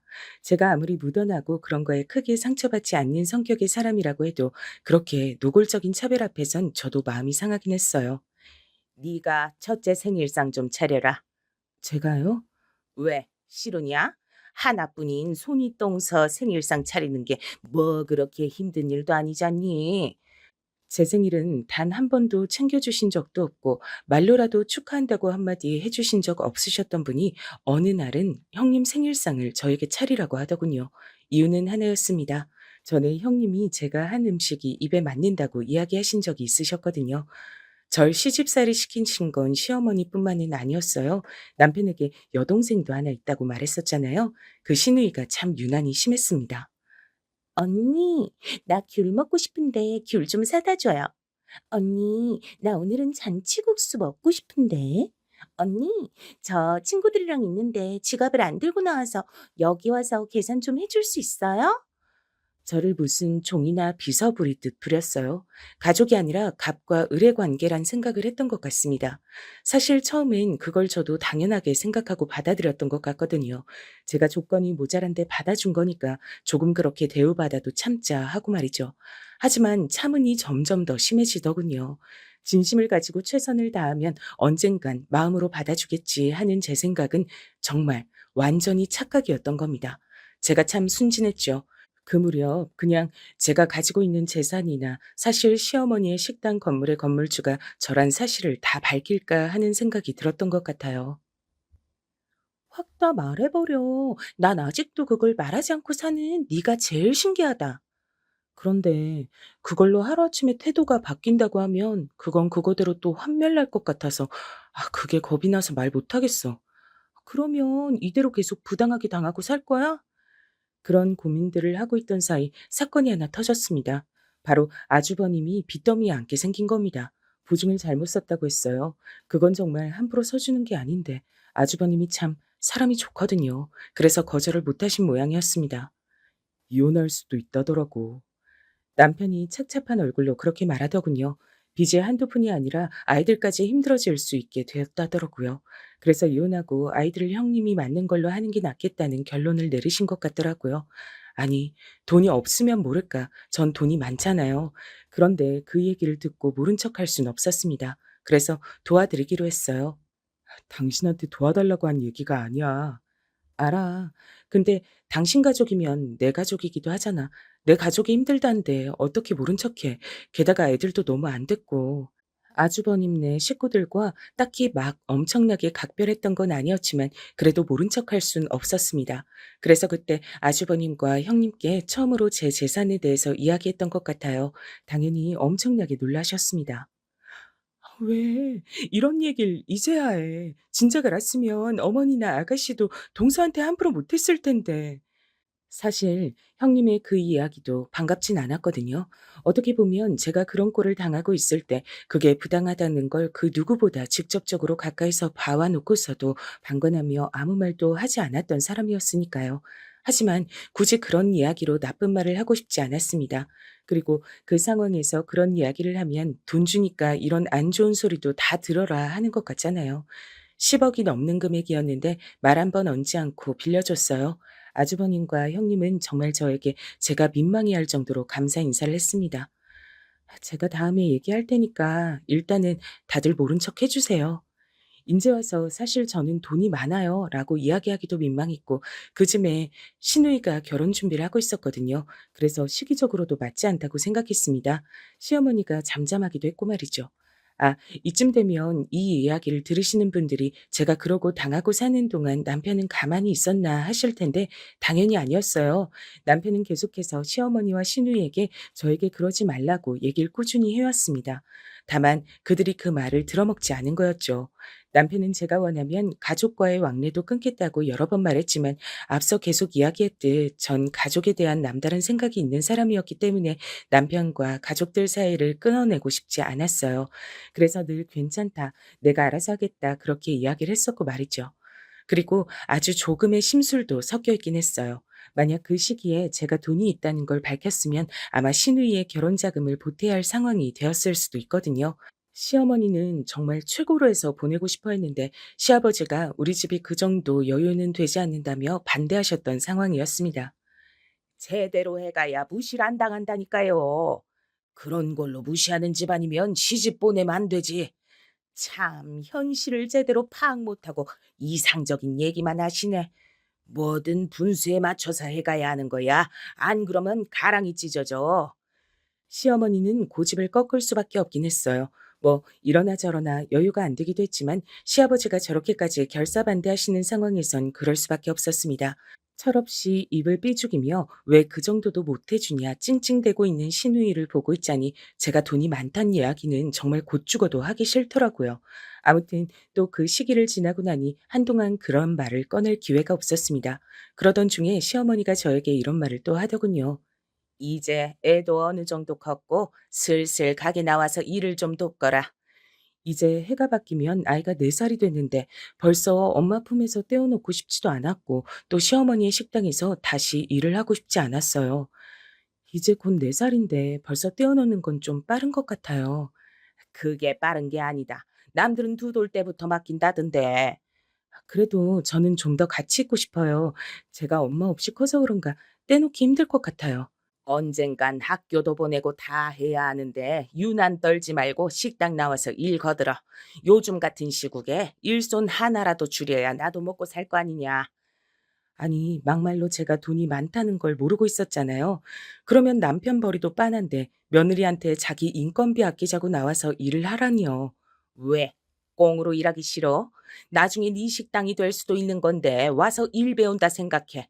하는 일도 없이 평생 내 아들이 벌어다 주는 돈으로 팽팽 놀면서 살 건 아니지 않니? 그래서도 안 되고. 제가 그래도 나가기 싫어하는 눈치자 그렇게 말하더군요. 그래서 거짓말을 했습니다. 저도 다시 취직을 할까 생각 중이라 그건 힘들 것 같아요. 취직? 네가 뭘 할 줄 알아서 취직을 해? 그렇게 오래 쉰 아줌마를 누가 받아준다고? 다행히도 받아준다는 곳이 있어서요. 아이랑 좀만 더 같이 지내다가 아는 분 회사에 나가기로 해서요. 물론 다 뻥이었지만 말입니다. 시어머니는 제가 말을 들을 것 같지 않자 화도 내고 막말도 해봤지만 단호히 거절했습니다. 그래도 통하지 않아서 결국 남편까지 나서야 했지만 말입니다. 어머니 식당인데 왜 이 사람한테 강제로 도우라 마라 그러시는 거예요? 정 힘드시면 그만두셔도 된다고 아버지도 저도 여러 번 얘기했잖아요. 사실 먹고 살자고 하는 식당은 아니었거든요. 남편의 집안은 부자까진 아니었지만 굳이 따지자면 여유로운 편에 속하는 집이었고 시아버지도 연금이 꼬박꼬박 잘 나오고 있었고요. 식당을 써서 버는 돈은 온전히 시어머니의 사치와 그리고 본인 주변인들에게 허세를 부리기 위한 용으로 쓰였습니다. 그걸 저희 중 그 누구도 모르지 않았고 말이죠. 나중에는 시아버지까지 나서서 하기 싫다는 사람에게 식당 일을 시키지 말라고 나서자 결국 시어머니가 포기하는 수밖에 없었어요. 물론 그러는 와중에 저에 대한 앙금이 더 깊어진 건 당연했지만 말입니다. 다 늙은 시어머니 이겨서 좋겠다. 이기고 말고 하는 문제가 아니고 저는 식당 일이 적성에 맞지도 않고 하기도 싫어요. 사람이 어떻게 하고 싶은 것만 하고 사니? 그런데 꼭 해야 하는 것도 아니니 안 하겠다는 겁니다. 그리고 살림의 보탬이 되게 다른 일을 할 거고요. 그 후로 한동안 조용했던 저에 대한 각종 트집이 더더욱 심해지긴 했습니다. 자신의 말을 듣지 않았다 이거죠 뭐. 하지만 저도 그 무렵엔 참지 않았던 것 같아요. 집에 와서 청소 좀 해라. 오늘 약속이 있어서 힘들 것 같아요. 시어머니가 집에 와서 청소 좀 하라면 원래 있던 약속도 취소하고 당장 달려와서 해야지. 말이 많아. 당장 와. 하지만 저는 가지 않았습니다. 그랬더니 정말 거짓말 안 보태고 저에게 100통 가까운 전화를 하신 것 같아요. 저희 시어머니 정말 징하죠. 여기서 말려들면 앞으로 죽을 때까지 그런 시집살이를 당해야 한다는 생각에 저도 지지 않으려 했고, 그게 시어머니의 심기를 제대로 건드린 듯 했어요. 아주 괘씸해 하시면서 절 노골적으로 괴롭히기 시작하셨거든요. 하루는 이랬던 적도 있습니다. 내가 몸이 좀 아프니 데리러 오거라 하면서 절 식당으로 부르시더라고요. 다른 일로 부르셨으면 안 갔을 수도 있는데 몸이 아프시단 분을 모른 척할 수 없어 갔습니다. 그리고 당연하게 저에게 고무장갑을 던지며 말씀하셨어요. 오늘 식당 김치 담그는 날인데 네가 좀 도와야겠다. 아프신 거 아니었어요? 그니까 내가 아파서 못하니까 네가 해야지. 거기까지 가서 아프다고 하는 분이 그렇게 이야기하는데 모른 척하고 올 수 없어 김치를 담갔습니다. 시어머니는 하나도 아파 보이지 않는 얼굴로 제 뒤에 서서 사사건건 간섭하며 절 부려먹었습니다. 그런 식으로 되도 않는 거짓말로 사람을 불러내 일을 시키는 일이 잦아졌어요.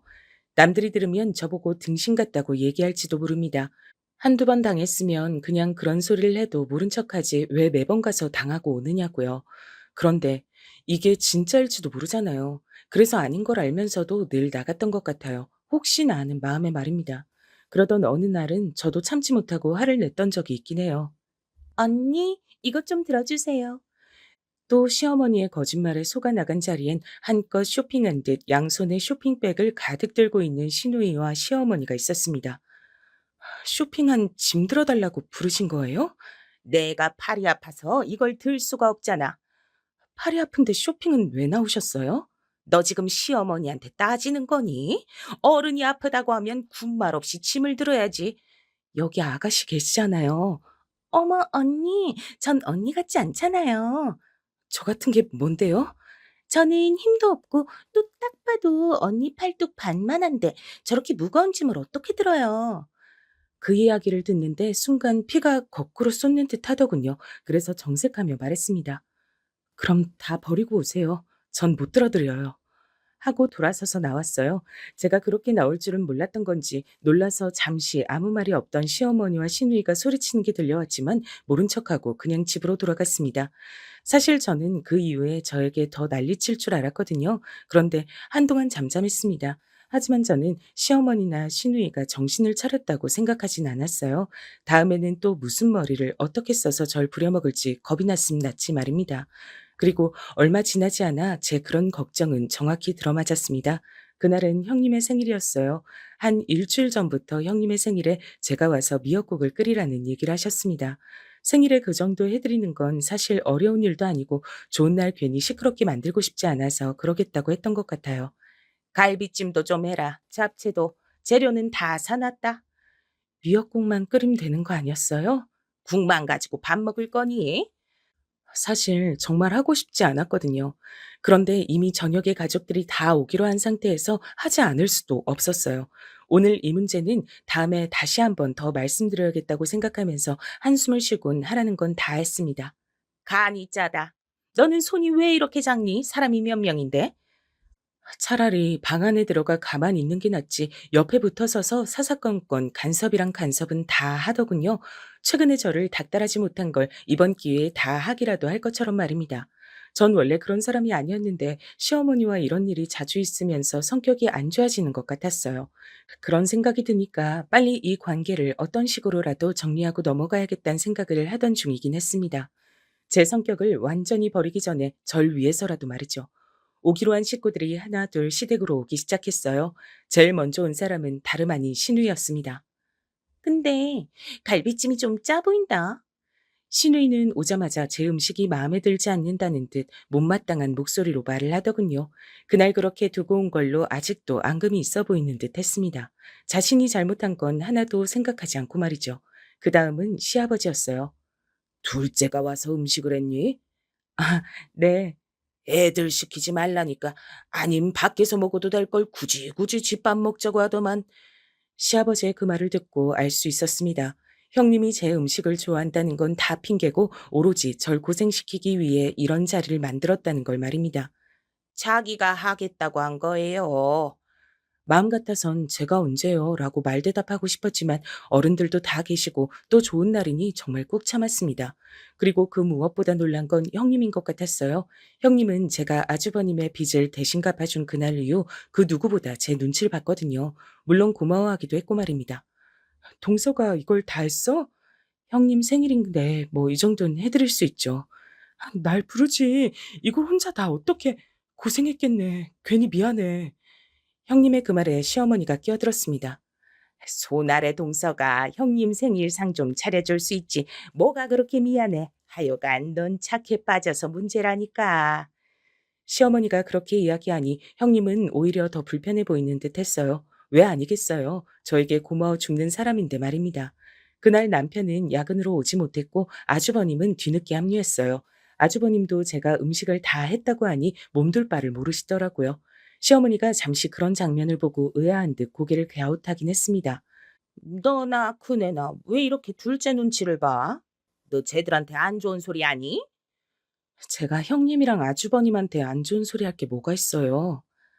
시어머니는 뭐라 더 말을 하고 싶어 하는 듯 보였지만 시아버지가 더 이상 시끄럽게 하지 말고 밥 먹자고 대화를 끊으셔서 그 얘긴 일단 중단됐습니다. 전 잠시 고모에게 전화가 와서 먼저 식사하시라고 한 뒤 고모와 전화 통화를 한참 하고 다시 식사 자리로 갔어요.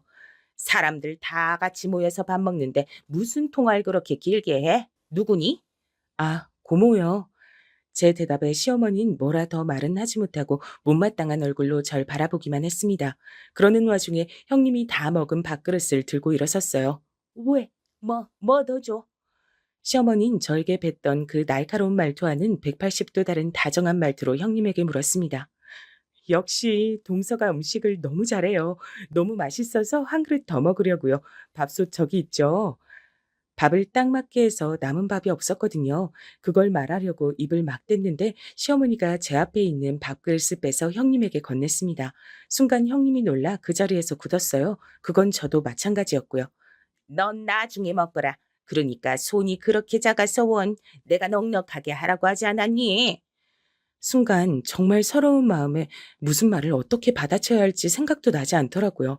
하루 종일 음식도 다 내가 했는데 그걸 먹지도 못하고 이런 취급까지 당해야 한다는 게 너무 속상하고 또 먹는 걸로 이러니 정말 사람 대접을 못 받는 것 같아 서러움에 눈물이 나올 것 같았습니다.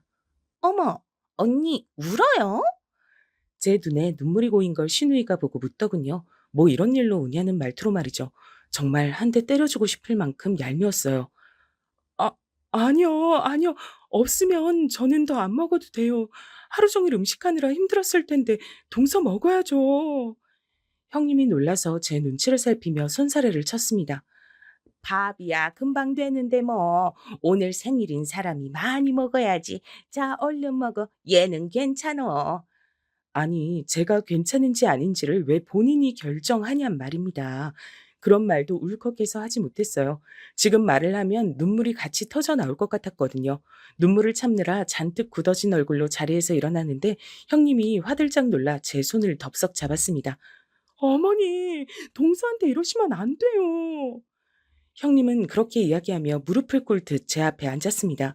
그런 형님의 모습에 시어머니뿐 아니라 시아버지 그리고 시누이까지 모두가 놀랐어요. 아니, 얘가 왜 이래? 얼른 일어서 밥은 다시 하면 되는 건데 그깟게 뭐라고 얘한테 네가 무릎을 왜 꿇어? 그러니까 큰언니 좀 오바다 이건. 사실 형님이 그러는 건 저도 그러시지 말라고 말리고 싶긴 했지만 시어머니 말이 다시 생각해도 정말 어이가 없지 않나요? 그깟 밥은 다시 하면 되는 건데 전 나중에 먹으라고 쫓아내고 형님은 지금 먹여야 하고 말이죠. 게다가 이미 한 그릇을 다 먹은 사람을요. 동서, 내가 괜한 소리를 해서 미안해 정말. 형님은 그런 시어머니나 시누이의 말에도 아랑곳하지 않고 오로지 저만 바라보고 저에게만 사과하셨어요. 그런 형님의 모습에 아주버님을 제외한 모든 사람이 어리둥절했고 말입니다. 물론 지금 이 상황은 시어머니가 저에게 잘못한 게 맞긴 하지만 형님이 이 정도로 저에게 미안해할 일이 아니긴 하잖아요. 그리고 거기에 아주버님까지 거드셨어요. 그러게. 우리가 괜히 생일은 한다고 해서 어머니가 집으로 오라고 했어도 밖에서 먹자고 했었어야 하는 건데 재수 씨 고생할 줄 알았으면. 아주버님까지 그렇게 나오시니 모두들 정말 이게 무슨 일인가 하는 얼굴이더군요. 너희 둘 다 왜 이러니? 시어머니는 그렇게 이야기한 뒤 절 바라보셨어요. 네가 쟤들한테 뭐라고 했어? 결국엔 또 제 탓이더군요. 아니, 설사 제가 뭐라고 한들 저 두 사람이 저에게 저렇게 절절맬 이유가 없잖아요. 제가 어이없다는 듯 한숨을 푹 쉬자 형님이 결국 참지 못하고 모든 걸 다 말했습니다. 저희 얼마 전에 보증 잘못 쓴 것 때문에 난리 난 거 아시죠? 시어머니와 시아버지도 그건 알고 계셨거든요. 하지만 당사자를 찾아서 해결한 줄로만 알고 계셨어요. 제가 갚아준 건 전혀 모르셨습니다. 그게 왜? 그 돈 다 동서가 갚아준 거예요. 형님의 그 말에 시아버지와 시어머니 그리고 시누이 모두가 화들짝 놀랐습니다. 그거 10억이 넘는 돈이라고 하지 않았어요? 그걸 둘째 언니가 어떻게 갚아요? 너는 무슨 그런 말도 안 되는 소리를? 재수 씨가 갚아준 거 맞아요. 저희 재수 씨 아니었음 지금 이혼하고 저 혼자 빚 갚았을 거예요. 그러니까 어머니, 재수 씨한테 정말 이러시면 안 돼요. 나중에 벌 받아요, 우리. 사실 어떻게 그 말을 믿을 수가 있겠어요. 그냥 평범한 집안도 아니고 부모도 없이 할머니, 할아버지 손에서 컸고 정말 별 볼 일 없어 보여 무시했던 며느리가 10억이 넘는 돈을 턱턱 내놓을 수 있을 만큼 자산가란 사실을 말입니다. 얘가 그런 돈이 어디 있어서 그걸 갚아줬단 말이야. 동서 조부모님께서 굉장히 부자셨대요. 그래서 지금 어머님 식당 건물도 사실 동서가 주인이에요. 어머니 예전에 왜 건물주가 월세 올린다고 했다가 주인 바뀌고 오히려 월세 낮춰줘서 좋다고 하셨던 적 있죠? 그거 동서가 건물 사서 그렇게 한 거였어요. 형님의 그 말에 시어머니와 시아버지 그리고 시누이 모두 너무 놀라서 입만 벙긋거렸습니다. 아니 둘째야, 이게 다 정말이냐? 네. 사실 이렇게 밝힐 계획은 아니었지만 차라리 잘 됐다고 생각했습니다. 제 성격을 버리지 않기 위해 시어머니의 입을 막아야 했으니까 말이죠. 그러기 위해 어차피 조만간 다 얘기할 생각이었고요. 그 중요한 걸 왜 여태 꽁꽁 숨기고 말을 안 했어요? 일부러 숨긴 건 아니고 그냥 굳이 말하지 않은 것뿐이에요. 제가 돈이 많다고 뭐 달라지는 것도 아니고, 그리고 제가 돈이 많다는 이유 하나만으로 저에게 다르게 대하는 사람들이 그동안 많았어서 그게 싫기도 했고요. 시누이는 뭔가 더 얘기를 하고 싶어 하는 것 같았지만 꾹 삼키는 게 보였습니다. 이유야 어떻게 됐든 아무리 돈이 많다고 해도 그 큰 돈을 선뜻 내주기 쉽지 않은 일이었을 텐데 작은 애가 큰 마음 줬구나. 이걸 뭐라고 고맙다고 인사를 해야 할지 원. 이미 형님이랑 아주버님이 많이 고맙다고 얘기하셨어요. 괜찮아요.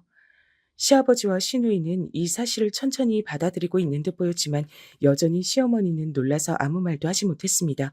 또 여전히 믿기지 않는 얼굴이기도 했고 말이죠. 그날은 그렇게 마무리가 됐어요. 집으로 가 남편에게 오늘 있었던 일에 대해 다 얘기했습니다. 남편은 미안하다고 하더군요. 어머니가 그 정도로 막 나오실 줄은 몰랐다고 말이죠. 뭐 사실 많이 상처받기도 했고 서럽기도 했지만 저에겐 남편과 딸아이가 세상 전부였기 때문에 이런 것들은 다 괜찮았어요. 그날 이후로 시어머니와 시누이가 절 대하는 태도가 완전히 달라진 건 조금 웃기긴 했습니다. 사실 저는 시누이는 그렇다 쳐도 그간 절 그 정도로 괴롭혀온 시어머니는 본인의 자존심 때문이라도 저에게 대면대면하게 구실 줄 알았거든요. 그냥 더 이상 괴롭히지만 않는 선에서 말입니다. 하지만 저희 시어머니는 정말이지 대단하신 분이긴 하셨어요. 아이고, 우리 둘째 며느리 왔니? 정말 하루아침에 저게 같은 사람인가 할 정도로 완전히 달라졌습니다. 오히려 그러니까 더 보기가 싫더라고요. 너무 노골적이란 생각이 들어서 말입니다. 그리고 대놓고 바라셨어요. 이번에 우리 가게 확장하는데 돈이 좀 모자라지 뭐니. 가족끼리 꼭 월세를 받아야 하겠니? 하면서 말이죠. 하지만 저는 못 들은 척 했어요. 그거마저 예전 같았으면 어디서 어른 말을 무시하냐며 노발대발했겠지만 저에게 아무 소리 하지 못한다는 게 달라지긴 했고 말입니다. 시누이도 툭하면 제 앞에서 뭐가 가지고 싶네, 누구는 뭐가 있네 하면서 노골적으로 뭔가를 바라다가 계속 반복이 되어도 제가 그걸 해줄 생각이 단 하나도 없어 보이자 결국 분통을 터뜨리긴 했습니다. 아니, 큰오빠는 10억이 넘는 빚도 턱 턱턱 갚아주면서 전 왜 차 한 대 뽑아달라는 얘기도 못 들은 척하는 거예요? 설마 언니 예전에 내가 서운하게 했다 그러는 거예요? 그건 내가 잘못했다고 했잖아요. 그러니까 서운한 거 있으면 다 풀고 더도 말고 차 한 대만 뽑아줘요. 네? 더도 말고라는 말이 애초에 믿기지 않았어요. 제 돈을 보고 접근해온 수많은 사람들을 보며 그런 부분에선 도가 텄거든요. 신의 같은 사람은 한 번 해주면 끝을 모르고 바랄 타입의 사람이었습니다. 물론 해주지 않아도 그럴 사람이긴 했지만 말이죠. 그리고 포기도 모를 사람이었고요. 사실 시간이 지나면서 이럴 걸 예상하고 더 말하지 않은 것도 있었거든요. 어머니나 아가씨가 생각보다 더 뻔뻔하고 노골적이네. 이래서 동서가 얘기하지 않았구나 싶기도 하고, 괜히 나 때문에 또 미안하게 됐어. 형님이 또다시 저에게 사과하는 상황이 되고 말긴 했어요. 자꾸 죄송해하는 게 오히려 더 부담이라 더 이상 그러시지 말라고 말했습니다. 그리고 결국 또 터질 게 터지고 말았어요. 시어머니가 제가 그 건물에 건물주란 이유로 새 들어있는 다른 가게들의 월세를 마음대로 올려 자신이 대신 받는 사태가 발생하고 만 겁니다. 사실 이건 어떻게 보면 사기나 다름없거든요. 제가 용서해줘도 준 쪽에서 문제로 삼으면 일이 커지는 문제였습니다. 이 일을 알게 되자마자 제가 일일이 다 찾아다니며 사과드렸고 더 올려받은 월세를 다시 돌려드렸어요. 그리고 얼마 지나지 않아 다시 그 건물을 다른 사람에게 팔았습니다. 그리고 시어머니에게 통보했어요. 그 건물 팔았어요. 이제 제가 건물주 아니니까 그 건물과 관련해서 마음대로 하시면 안 됩니다. 어머니 진짜 잡혀가세요. 그걸 왜 팔아? 그럼 새 건물주가 월세 다시 올릴 거 아니니? 그러니까 그런 일은 왜 하셨어요?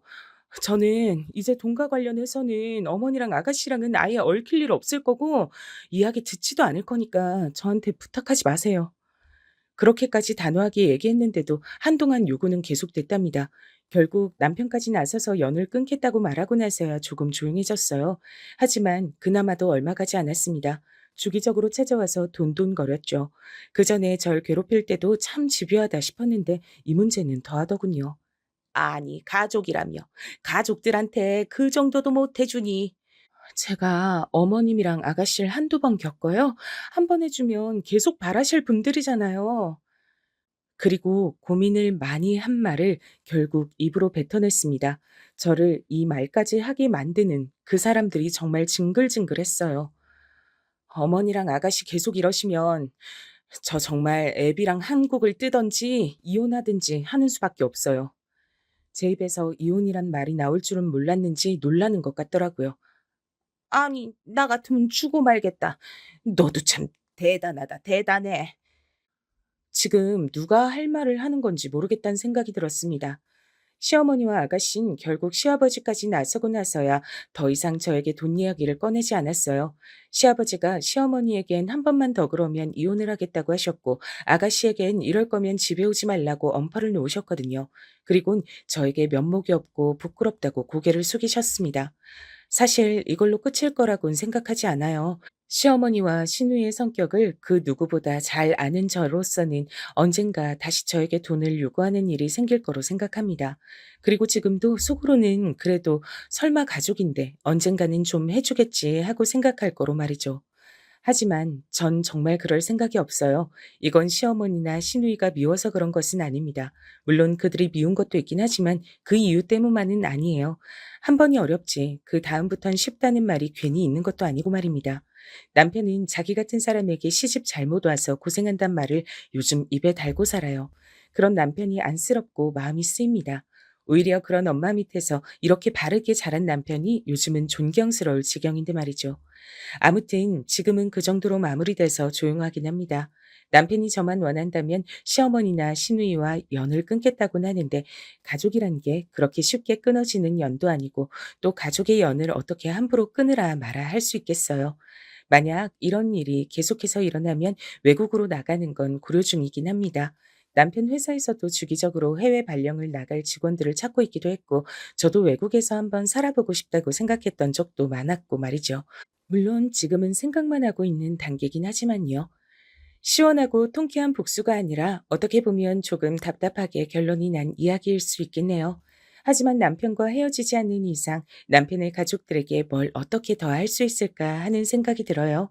그렇다고 이런 문제로 남편과 이혼을 할 수도 없는 노릇이고 말입니다.